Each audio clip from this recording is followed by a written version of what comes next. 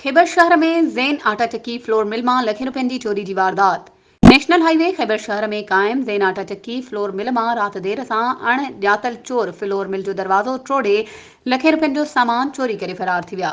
गुज़िरियल रात देर सां खैबर नेशनल हाईवे ते ज़ैन आटा चक्की फ्लोर मिल खैबर मां नामालूम चोर चक्की जे दरवाज़नि जा ताला टोड़े इन मां तक़रीबन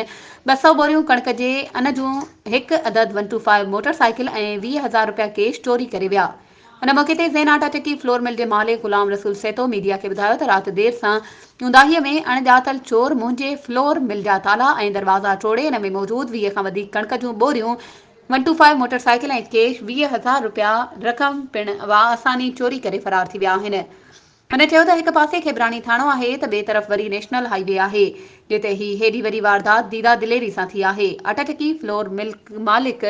IG सिंध DIG हैदराबाद ऐं SSP मटियारी ऐं ॿियनि मसवारनि अख़्तियारनि खां मुतालबो कंदे चयो आहे त फौरी तौर ते चोरनि खे गिरफ़्तार करे चोरी थियल सामान वापसि ॾियारे इंसाफ़ कयो वञे। वधीक ख़बरुनि ऐं अपडेट्स जे लाइ असांजे चैनल खे सब्सक्राइब कयो ऐं हा, बेल आइकन खे प्रेस करणु न विसारिजो त जीअं असांजी हर नई अचण वारी वीडियो तव्हां ताईं पहुची